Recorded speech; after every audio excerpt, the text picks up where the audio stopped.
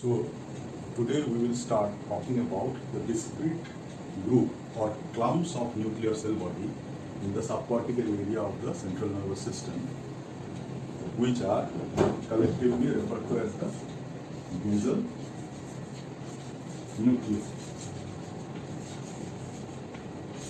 This comprises the caudate nuclei, the putamen, the globus pallidus, both external and internal, subthalamic nuclei, and substantia nigra. The nucleus accumbens is also part of this circuit. This basal nuclei is also commonly referred to as basal ganglia. The role of basal nuclei is selection of the most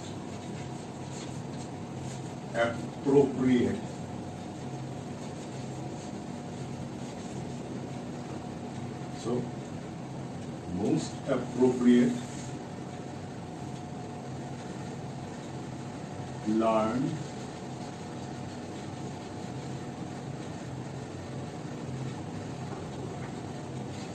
sequential activities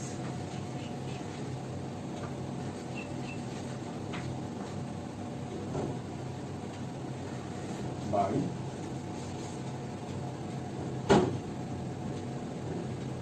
several parallel micro loops.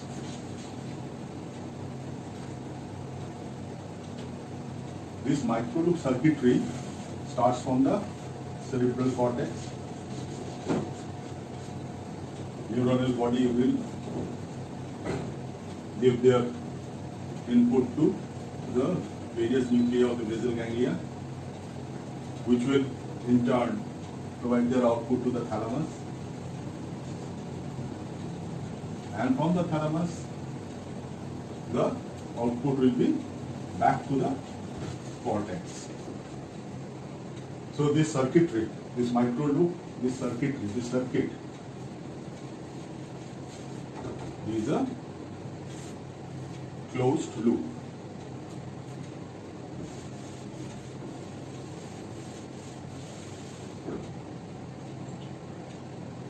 Then this selection is on the basis of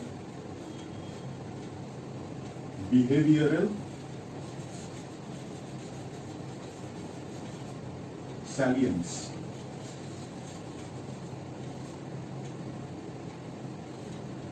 Behavior salience. That is, salience is referring to the importance of the behavioral input. So, selection of the most appropriate and learned or rehearsed sequential activity is on the basis of behavioral salience, or the importance of the behavior as indicated by the prevailing input from the neurotransmitter dopamine. So, dopamine helps in the selection of the micro loop. There are many micro loops, hundreds and thousands, depending on what is the job to be done, and the dopamine will help by providing the input as to the importance of the behavioral pattern.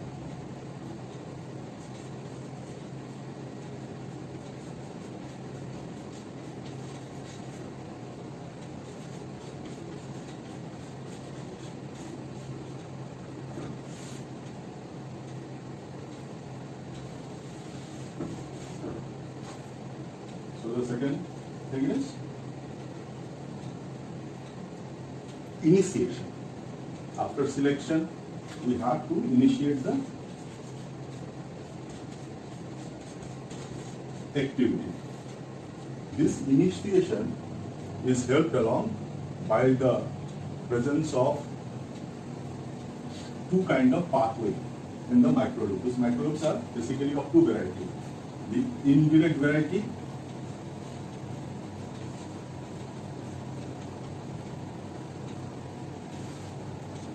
which will stop all the background activity, all the unwanted background activity, all the antagonistic activity, all the activity which are opposing the intended activity. Briefly, at the initiation, to start off with, all the background unwanted antagonistic activity will be completely blocked by the indirect pathway.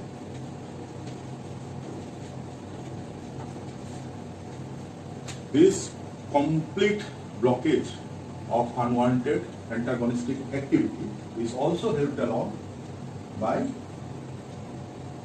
hyper direct pathway. So indirect and hyper direct pathway will bring about a initial complete silence of all background activity, and then within a few milliseconds, 50 milliseconds, the direct pathway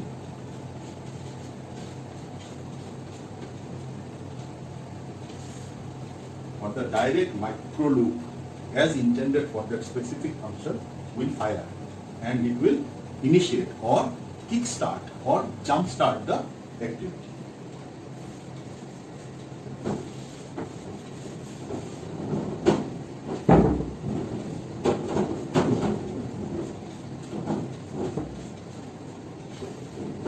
The third thing is modulation.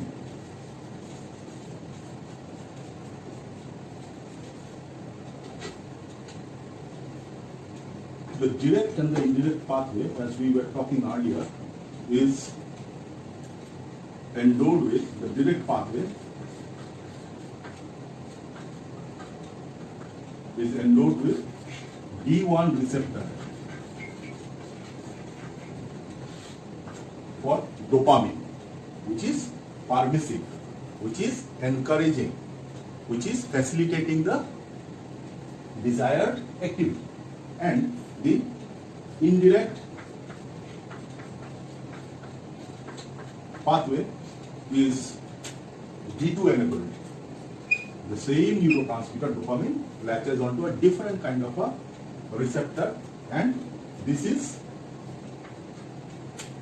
submissive, or this is halting, or this is non-facilitatory, or this is inhibitory to the indirect pathway. So, it means that the hormone, neurotransmitter dopamine is modulating the direct pathway and the indirect pathway to make the direct pathway more fluent in its ability to bring about the desired function, and hampering or retarding the indirect pathway in such a fashion that unwanted background noise is eliminated.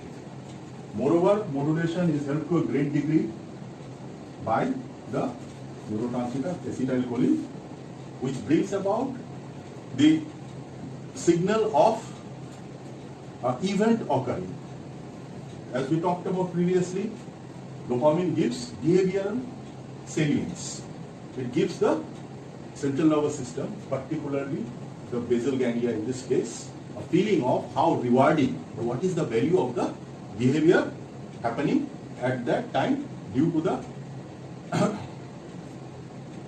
empowering or due to the facilitation of that particular micro loop.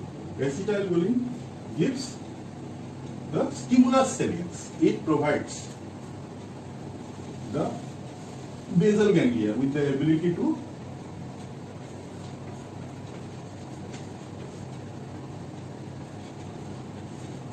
understand that an activity has happened. So there is a event which has happened in the background. So stimulus salience, and the dopamine and acetylcholine will modulate the required function. They will dampen the unwanted event. They will encourage the required event or the event which is beneficial in the long run for the individual.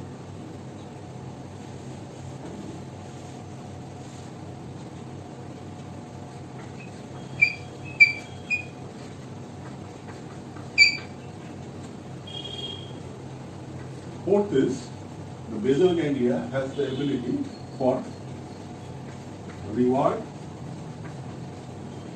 based learning.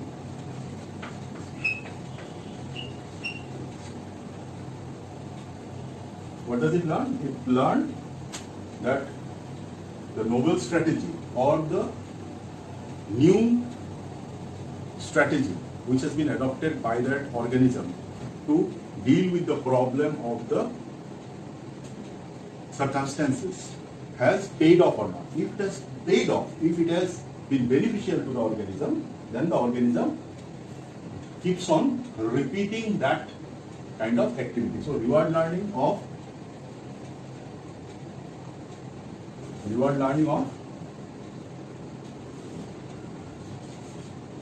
novel or new strategies.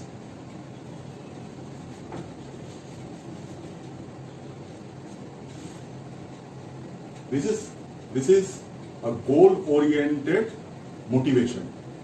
The individual or the organism wants to attain a goal. He or she brings about a certain kind of micro-loop activation which will retard the unwanted activity and facilitate the wanted response. And if that response is rewarding to the individual, that response will be reused again and again, and at the end of the task, there is a reward to be had. Reward could be a food material, reward could be peace of mind, reward could be academic achievement. So, reward based learning. And if per chance that strategy fails and is not beneficial, then that strategy will be discarded. So, these are the ability of the basal ganglia nuclei in a nutshell. So we have the selection of the most appropriate activity, an activity which has been learned beforehand, an activity which is sequential and ordered. So also this activity has to be initiated, and just before the initiation there is a complete silence of all the background and unrequired activity, and then the activity fires. Modulation of this activity is brought about by the interplay between the neurotransmitter dopamine using the D1 and D2 receptor in its direct and indirect pathway. We'll draw diagrams and we'll try and make it much more simpler. And then there was this goal-oriented, motivated activity, which is brought about to a large extent by the dopamine, which is secreted from ventral tegmental area.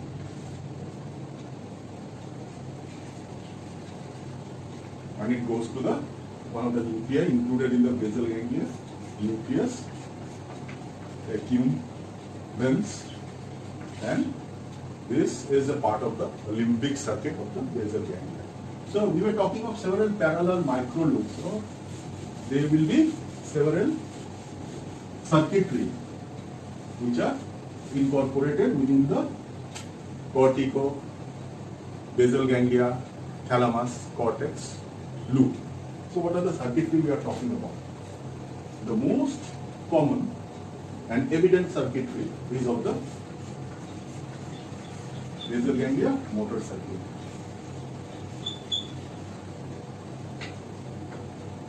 This is in regards to the skeletal-motor system. So voluntary movements are regulated to a great extent by using this circuitry. Then, as we know from our previous discussion, oculomotor circuitry is also present in the basal ganglia. Saccades, smooth pursuits. If you remember from the previous class, we all take the help of superior polyfiber, which is in a large fashion influenced by output from the basal ganglia. Then executive circuit. also known as the cognitive circuit.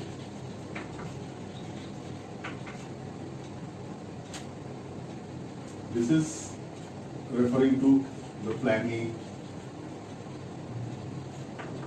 problem solving,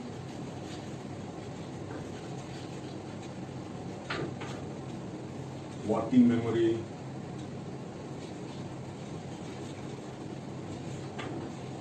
etc. Then we refer to the limbic circuit. Limbic circuit is short-term memory,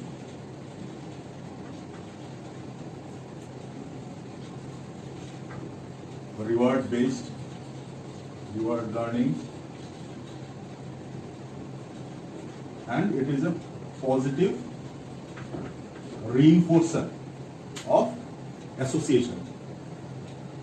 It means that a present scenario invokes a given kind of output from the organism after passing through the basal loop and other nuclei of the central nervous system, and that organism has been benefited by this activity, so that this activity becomes entrained, or we become entranced. It is incorporated within the loop and it is reused in the future. Fifth is association circuit, which is also short-term reward based, but here the association is negatively reinforced. Means that previous associations are erased or modified and new associations are created.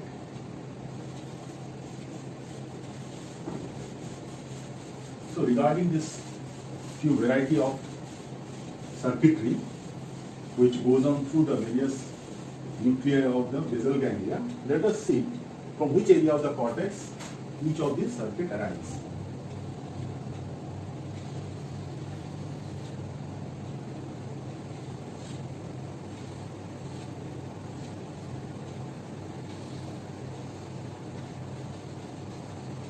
This is the corpus callosum, and we are seeing the section of the brain from the medial aspect. So the corpus callosum has been cut, and this is the medial aspect of the brain. Similarly, we also see the lateral aspect of the brain.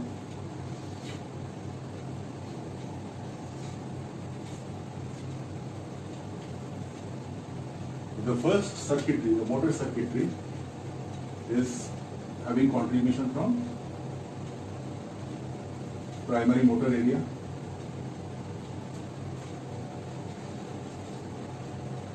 premotor area, and in the medial aspect, the supplementary motor area. The second circuit, the oculomotor circuit, gets its fibers from frontal eye field and supplementary eye field. This we have talked about previously during our class. Then the association area, executive area. The executive area is in the frontal cortex. It is dorsolateral prefrontal cortex.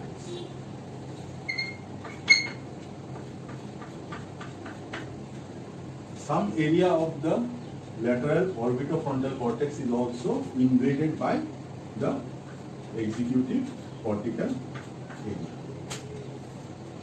Then the limbic area.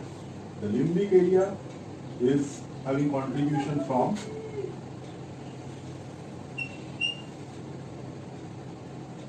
anterior cingulate area, which is inside in the midline, and medial orbitofrontal cortex. The association area is having contribution from this part, the lateral orbitofrontal cortex. So fibers from their respective area will go into the nuclei of the basal ganglia, particularly the striatal area, which comprises the putamen and the globus pallidus. Also, some input like the limbic system input goes into the ventral striatum, which is also known as the nucleus accumbens. And then it will go back to the thalamus, because before entry into the cortex back, everything has to go back to the thalamus. And then from the thalamus, it will come back to the area from where it originated. So the motor circuitry will start off from this area, and they will go to the basal ganglia, through the thalamus, back to this area. So we have, in essence, a closed circuitry, and we have within this particular modality many a micro loop, which is encoding specific activities, specific component of the huge repertoire or huge basket of activity is encoded within that specific micro loop. So we have many a micro loops, so many a specific activity as learned previously will be incorporated within the micro loop, and the micro loop has to be run to get that specific activity output. Now, we were talking about the circuit. Now let us see what are the components of a basal ganglia circuit. And moreover, we also introduced to term the direct pathway and the indirect pathway.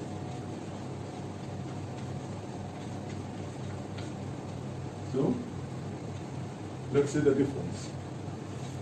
Regarding the components of the basal ganglia, we have input from the cortex into the caudate or the putamen or the nucleus accumbens, also known as the ventral striatum. It is called the ventral striatum because these two nuclei taken together is known as the dorsal striatum. So these two are dorsal striatum. This is the ventral striatum. And as previously indicated, this gets its input from the limbic lobe, the limbic circuitry.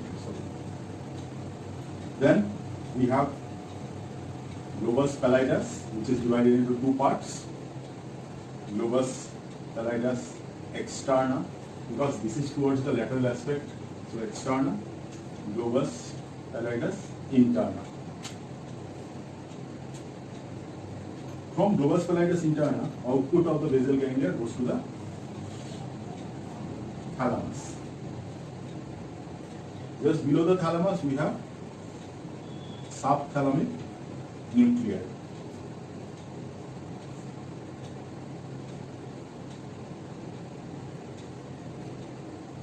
And also, we have very important structure, the substantia nigra.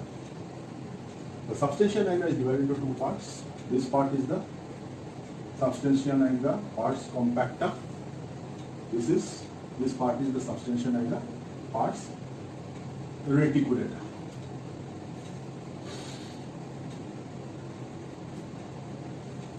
The indirect pathway is also having the same component.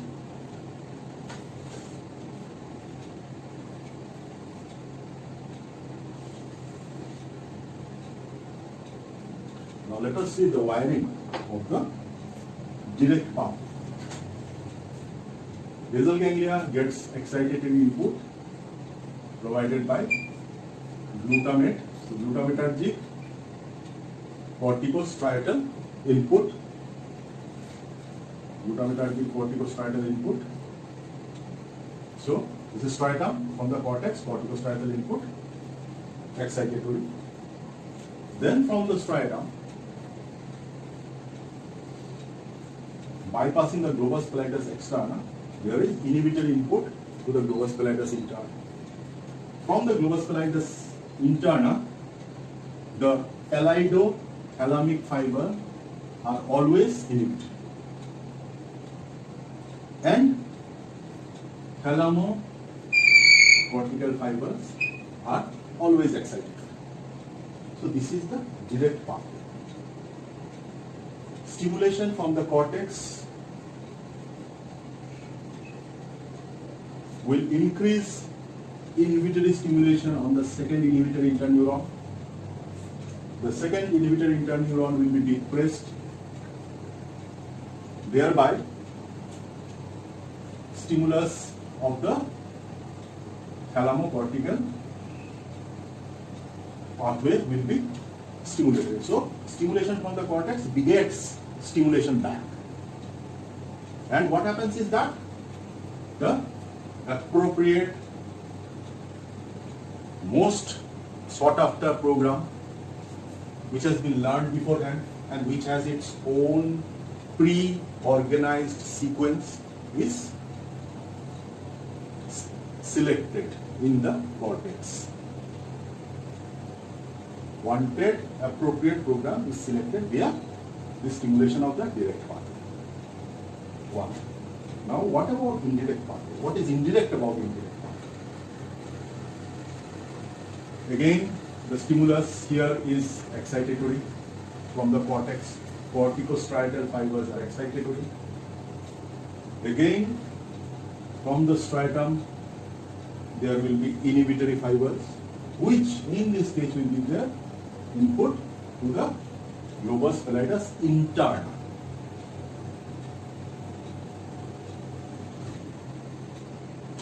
Now, there is a difference. From the globus pallidus interna, the inhibitory neuron arises and goes to the subthalamic nuclei.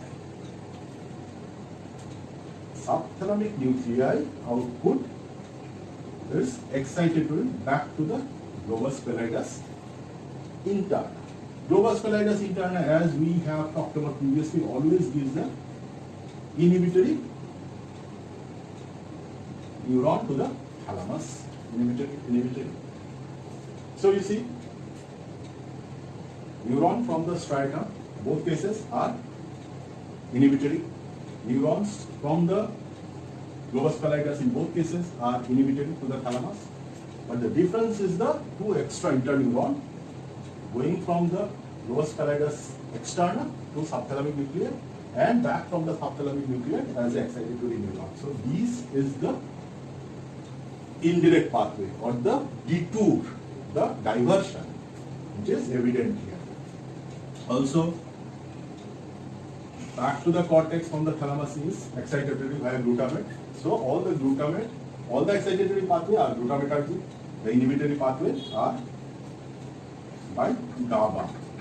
So GABAergic neuron.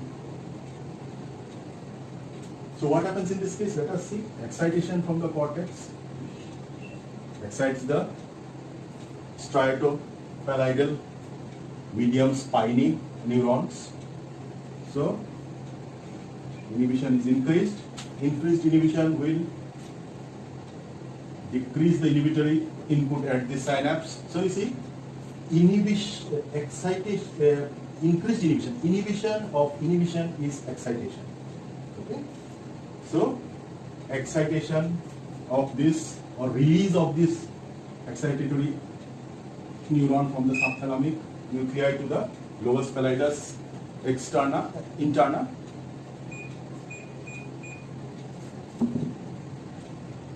So when this gives a increased inhibitory input to the thalamic nuclei, this thalamic nuclei at the end will be less stimulated. So you see here, stimulation from the cortex begets or gets stimulation in return. Here in the indirect pathway, because of the intervening two extra interneuron, stimulation from here will get suppression or decreased stimulation back to the cortex. What happens is that the unwanted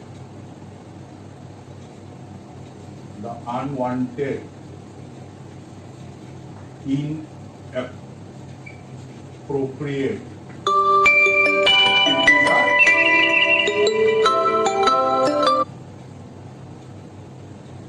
so unwanted inappropriate activities are diminished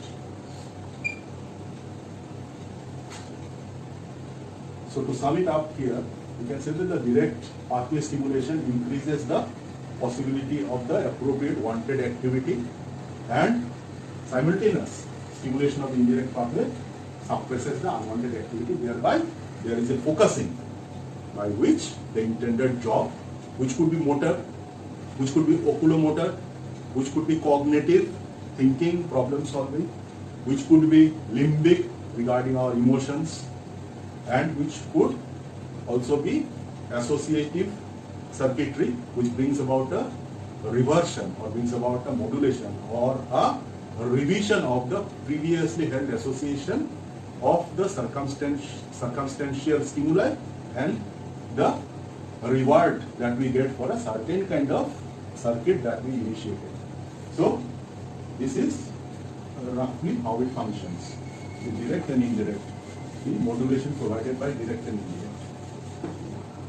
Now let us draw a composite picture of the direct and indirect, and then see how the two neurotransmitters that we took into consideration, the acetylcholine and the neurotransmitter dopamine, how they have their influence on this circuit. So the cortex,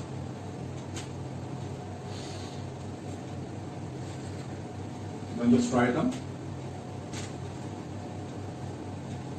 the ventral striatum, the two globus pallidus, externa, interna, subthalamic nuclei, and substantia nigra, pars compacta, pars reticulata. Let's draw the direct-indirect pathway together. First, we take up the direct pathway.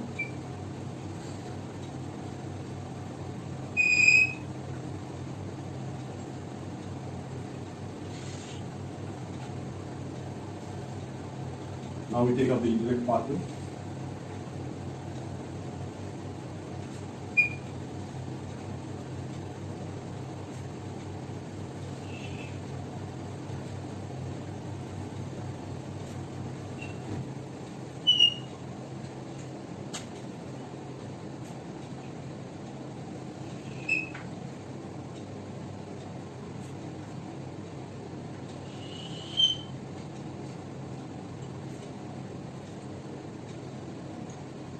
What about the substantia nigra? How does it come into the picture?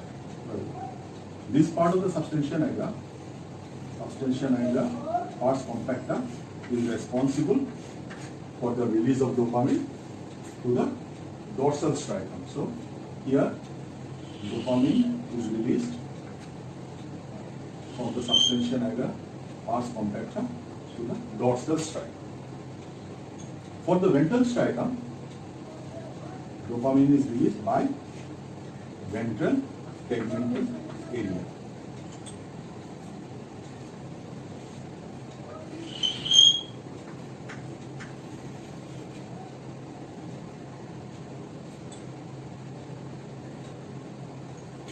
Regarding the other part of the substantia nigra, this is known as the substantia nigra, pars reticulata. What does it do? It is having the same kind of circuitry as the globus pallidus interna. So the connections to this will be the same as the connection to globus pallidus interna, and the output will also look alike. So what are the input? The input being from the direct pathway, there will be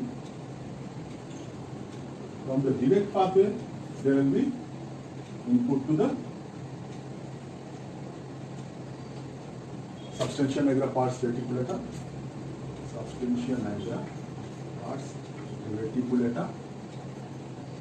and there will be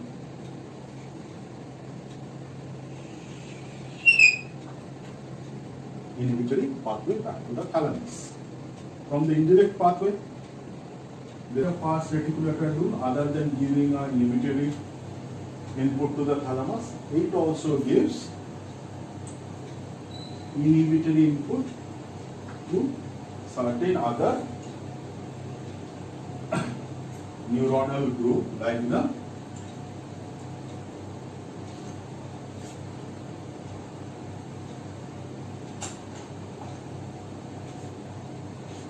superior colliculi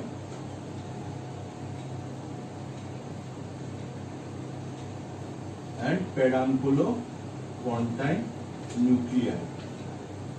This helps, as if you can remember from your previous discussions, helps in the regulation of the oculomotor movement, saccades, smooth pursuit, and pedunculopontine nuclei will help in the maintenance of the tone. So it will be giving limited input down the brainstem. Now what about the dopaminergic input? As we were talking previously, dopaminergic input has two different kind of influence on these two pathways. Due to the presence of D1 receptors for dopamine here in the medium spiny neuron of the striatum, this pathway is facilitated. This pathway is excited. So the direct pathway in the presence of dopamine at the striatal area is facilitated. Means that excitation coming from the cortex is further increased by the presence of dopamine at this junction.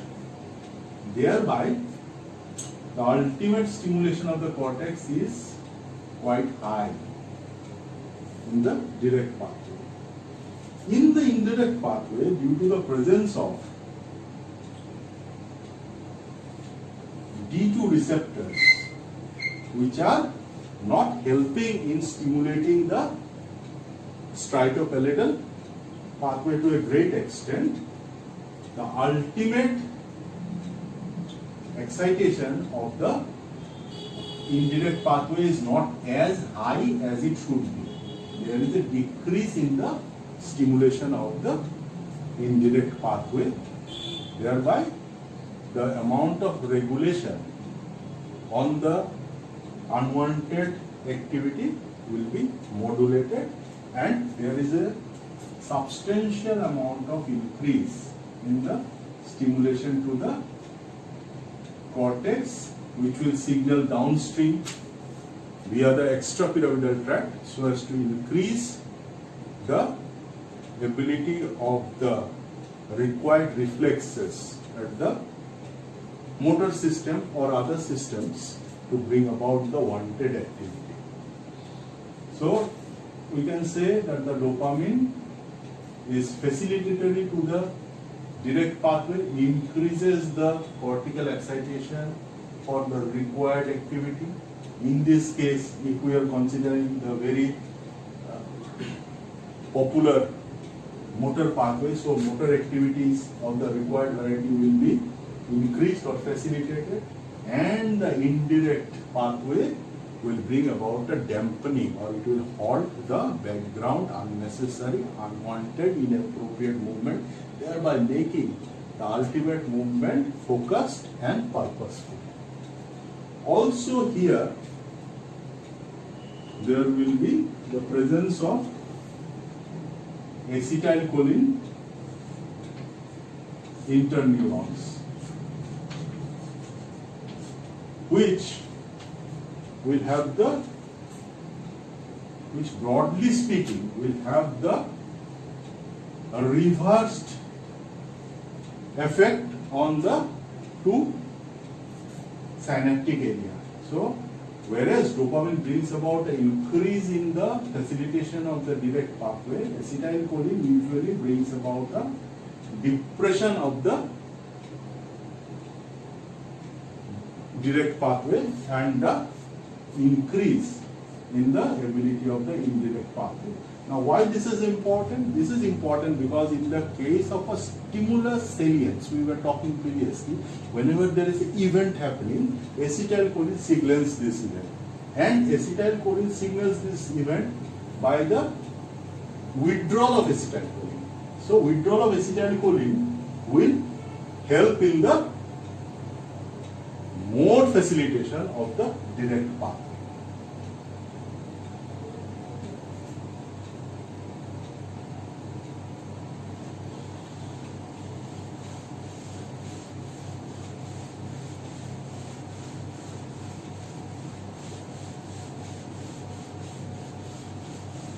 Now, dopamine has to be released properly at the D1 or D2 synaptic area as in response to the required ultimate movement.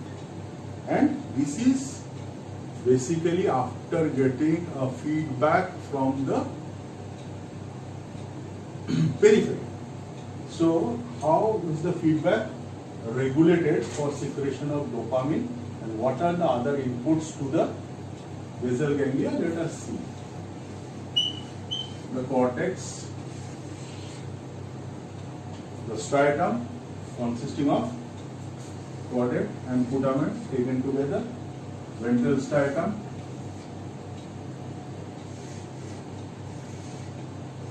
substantia nigra, subthalamic nuclei, thalamus,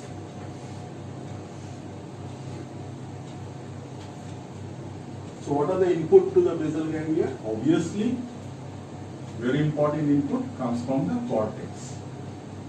It goes to all the striatum.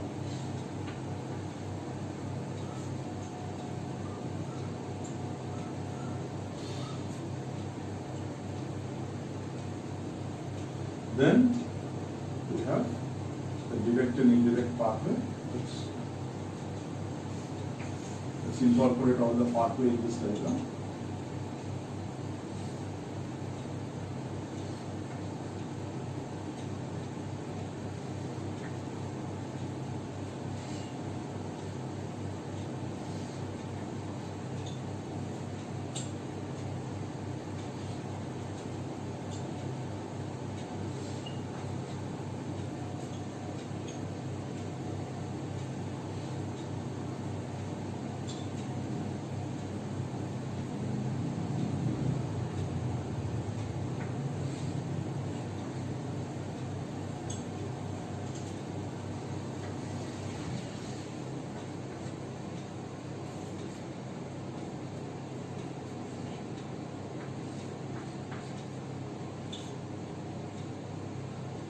So I am not leveling because I am sure by this time you have some understanding of what I am drawing.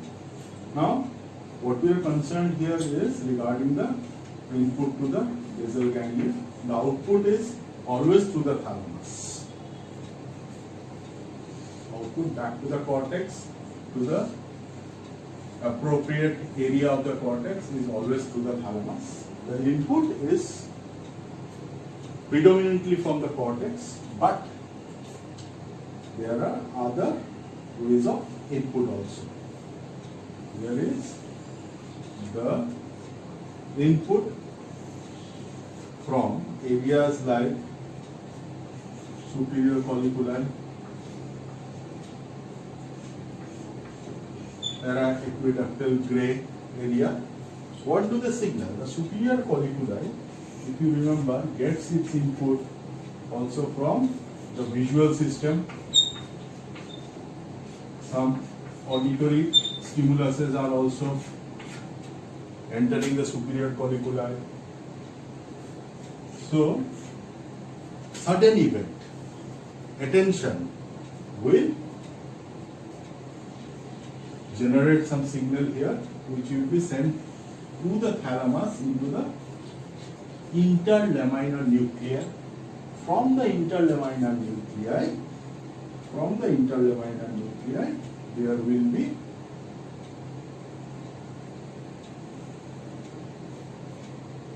input into the striatum. So, from the thalamus to the striatum, obviously, thalamostriatal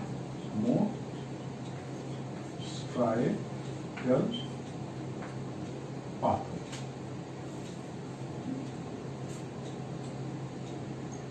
Also, talked about the hyperdirect pathway. So what is the hyperdirect pathway? The hyperdirect pathway is signal sent to the subthalamic nuclei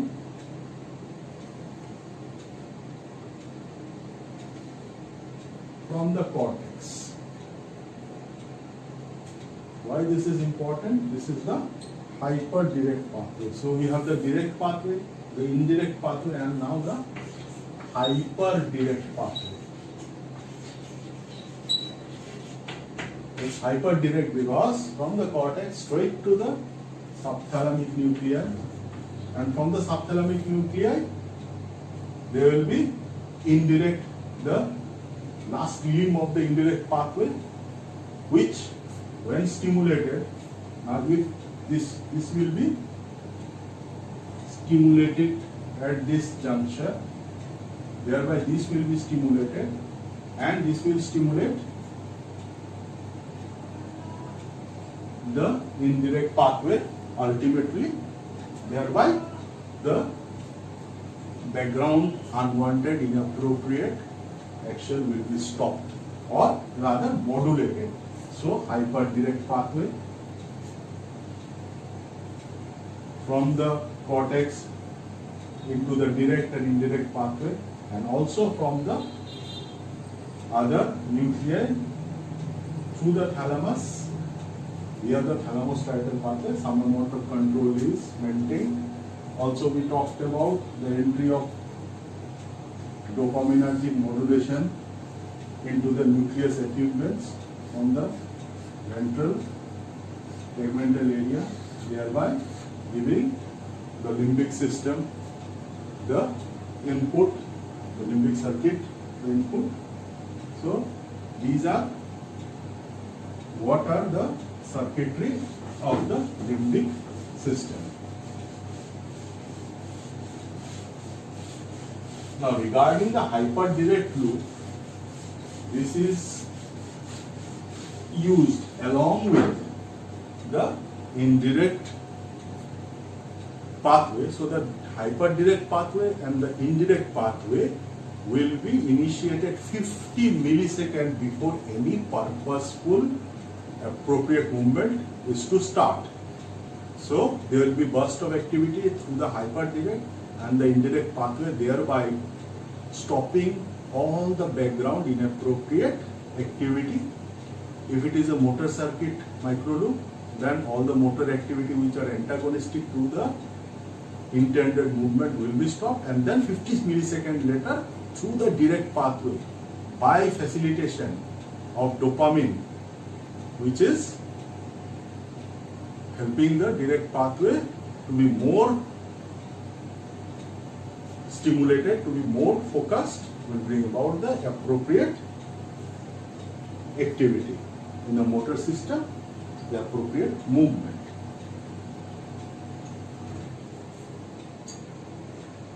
So, in the backdrop of this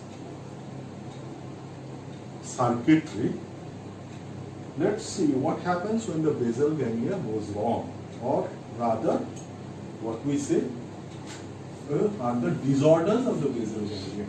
Disorders. The disease when the basal ganglia goes wrong. Broadly divided into two varieties, the hypokinetic variety and the hyperkinetic variety. So,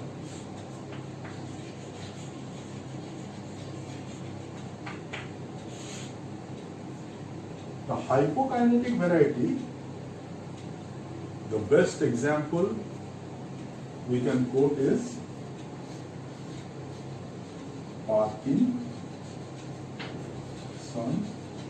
disease. So what it is? It's a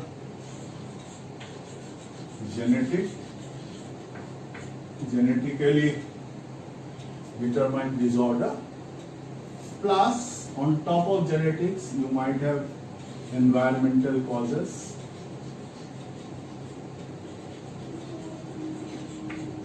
and lifestyle scenario which might bring about a early progression of the disease, like use of pesticide and then certain drugs of abuse will bring about, along with the genetical predisposition brings about Parkinsonism.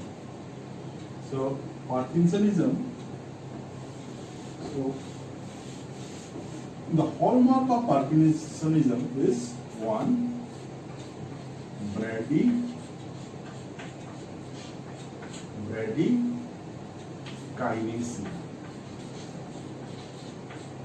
That means paucity or lack of movement.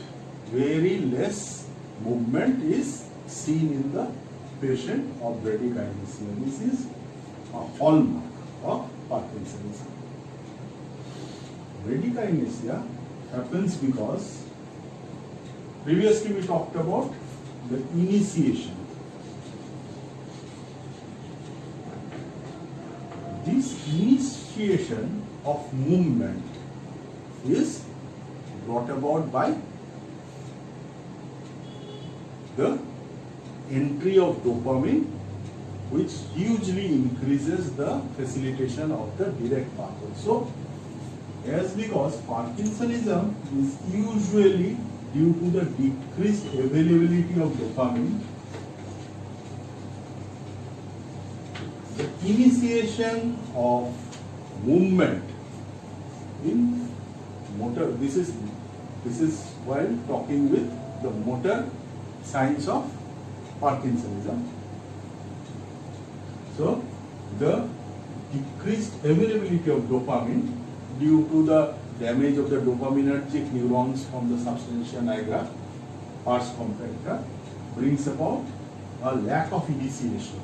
So the movement seen in Parkinsonism patient is less. Bradykinesia, it may become so less that the person cannot at all move. Akinesia may result. Next we have rigidity.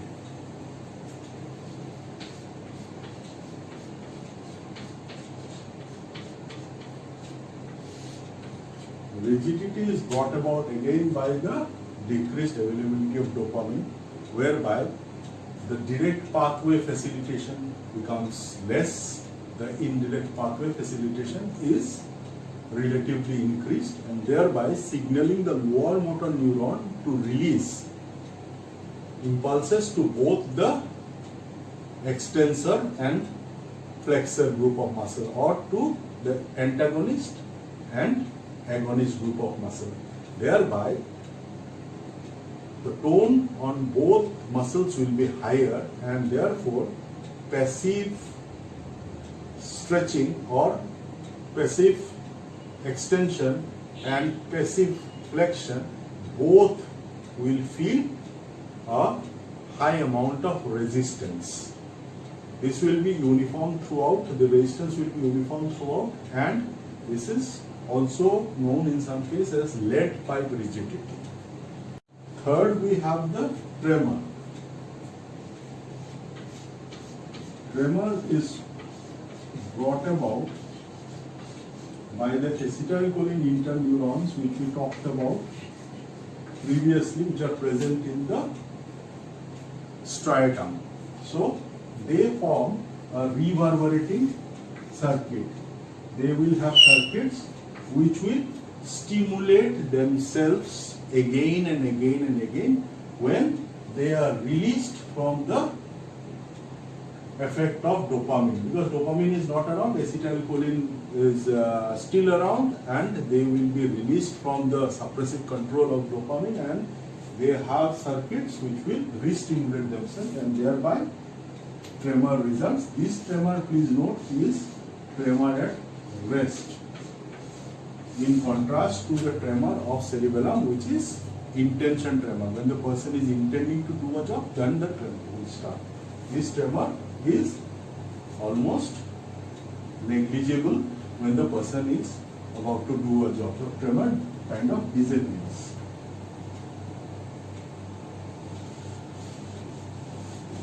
So along with bradykinesia, rigidity and tremor, hallmark of Parkinsonism. We also have shuffling gait,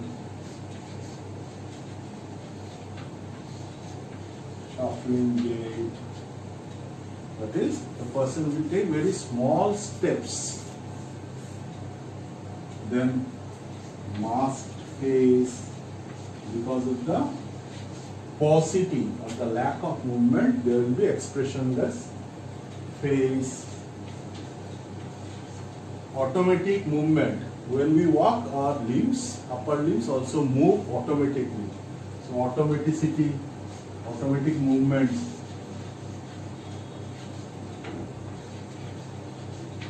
Will be less. The speech will be low in tone, and the ability to talk will also be hampered. Then the person will be stooped up, there will be flexed attitude of the person. So these are the motor symptoms. Along with motor symptoms of Parkinsonism, you may see mental depression, anxiety, then the cognitive ability or the higher function mental ability may decrease.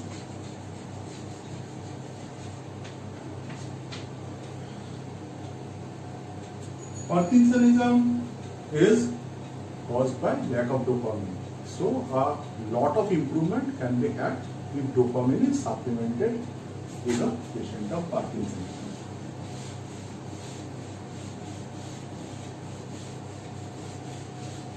Now,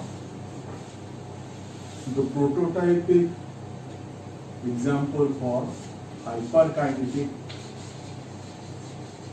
disorder,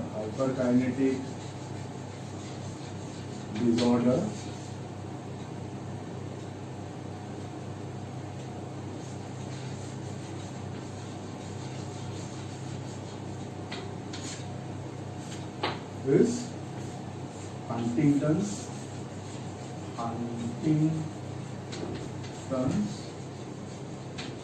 chorea. Huntington's, what is chorea? Chorea is sudden purposeless movement of a particular area of the body. One component of the body suddenly gives a purposeless jerk. Chorea. It is somewhat like locking and popping dance, break dance. Huntington chorea is also genetically based disease. So it is a genetical disorder, and there is multiple CAG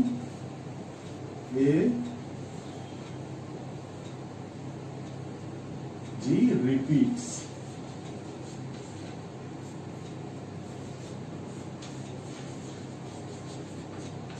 Cytosine, adenine, guanine repeat in the genetic makeup. Maybe 30-40 repeat. 30 to 40 times the same kind of thing repeats, which is unusual. It should not be repeated that many times. Therefore, there is production of abnormal protein which gives rise to Huntington's chorea. Usually, the cause of this hyperkinetic disorder is damage of the subthalamic supply. So, subthalamic nucleus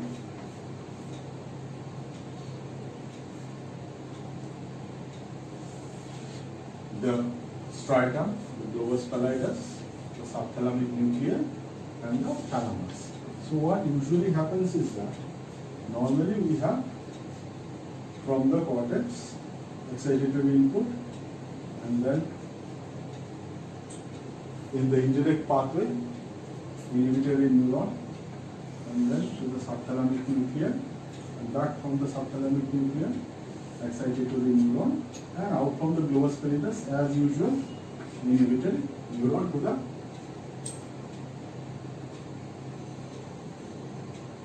thalamus.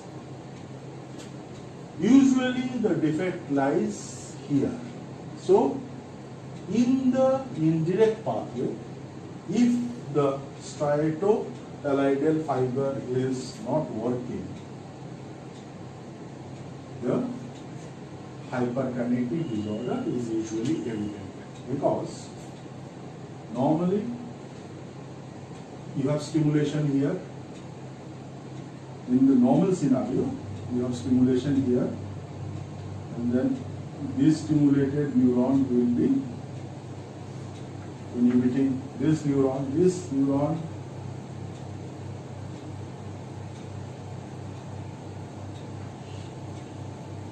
This neuron's inhibition will be depressed, so this neuron will be excited, thereby giving excitatory neuron excitatory signal here, and thereby this will be excited, thereby the cortical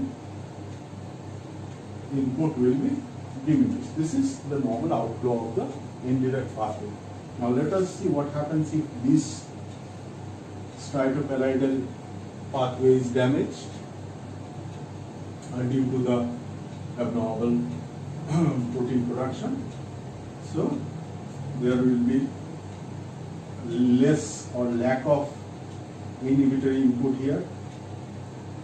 This will not have this much of depression. It will be kind of stimulatory. Stimulating this will result in depressed excitation. Depressed excitation will result in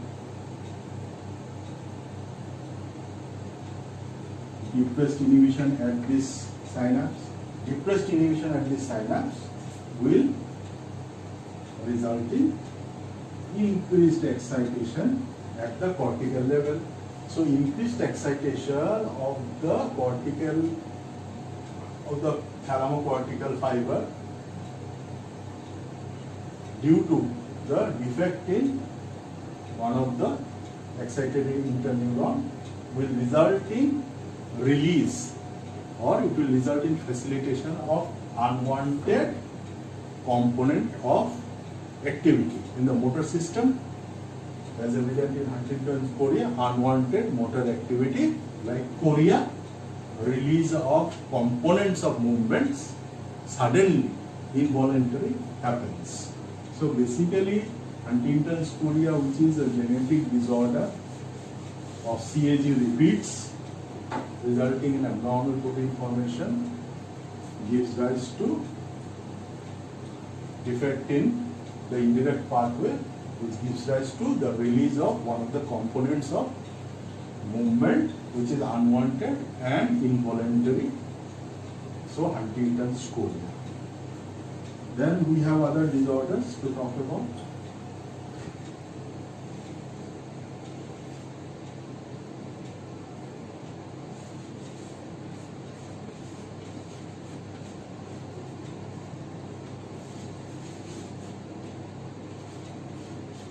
Wilson disease, also known as the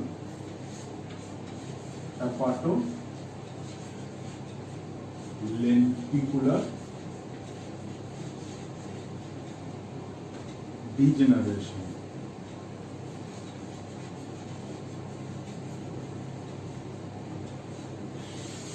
So this is also a genetic disorder whereby the liver is affected, hepato and lenticular area of the basal ganglia is affected. What are the lenticular area? The lenticular area comprises of the putamen and the globus pallidus, because they are supposed to look like pulses.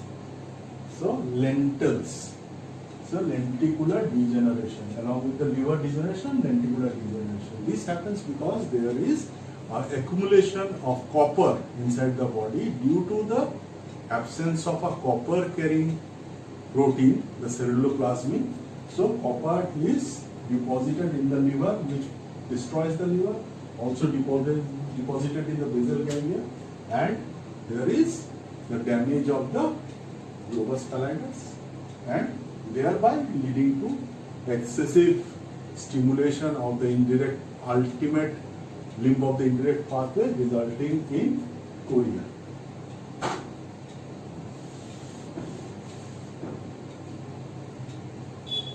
Then we have another very peculiar disease, Tourette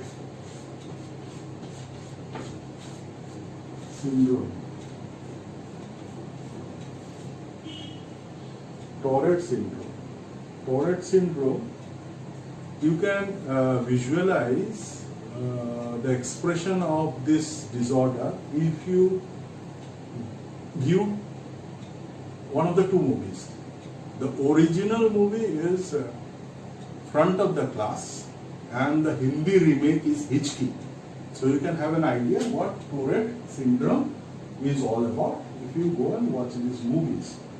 Tourette syndrome is usually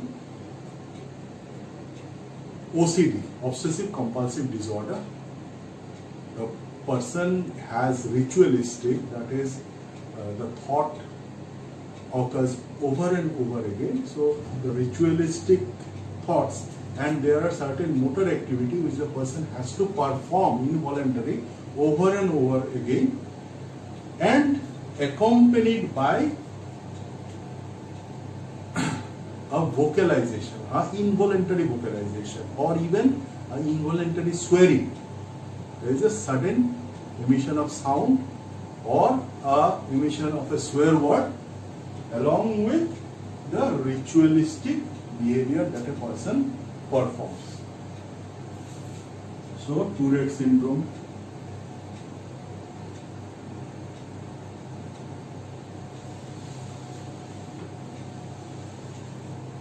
Then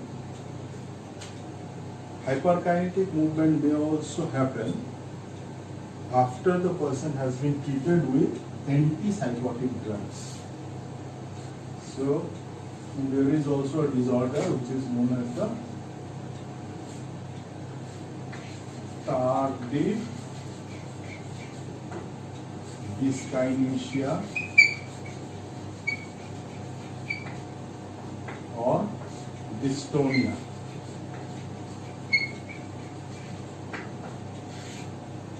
Tardive dyskinesia or dystonia is after the patient has been prescribed antipsychotic drug, which are usually dopamine agonist. So this dopamine agonist will bring about a relief in the psychosis, but the patient presents with tardive dyskinesia, dystonia, which is a peculiar contractile posture. There is the person adopts a peculiar posture. Usually the neck is flexed and the tone is very high. So tardive dyskinesia.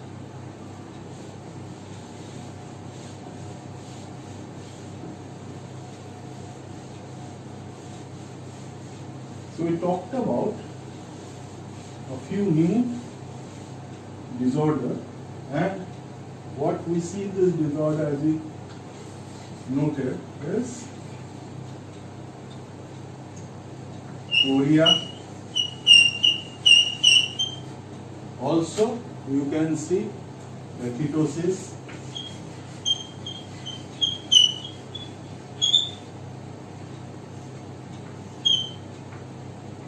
and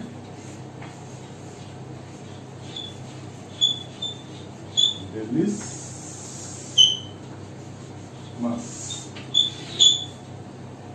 So chorea, as we were talking, is the release of one of the inappropriate component of movement.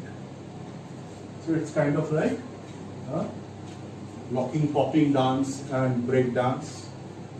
Eketosis is also release of these inappropriate movements, but there is the overlapping of one movement, inappropriate movement after another. So it involves many joint. So it is a sinuous, slow, writhing movement, somewhat like the classical dance movement.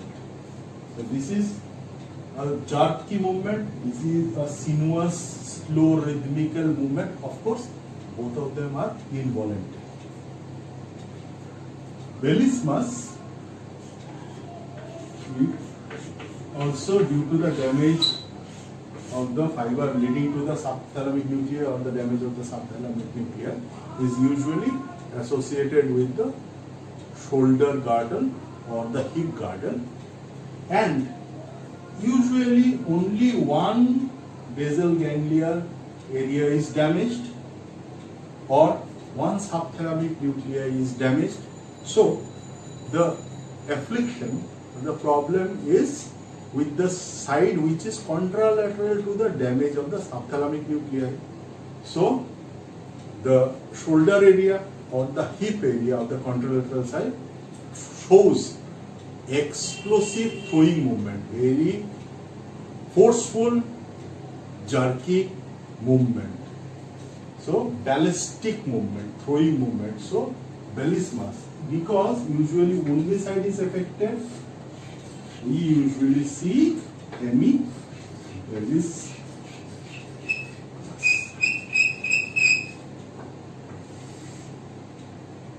Because only one side is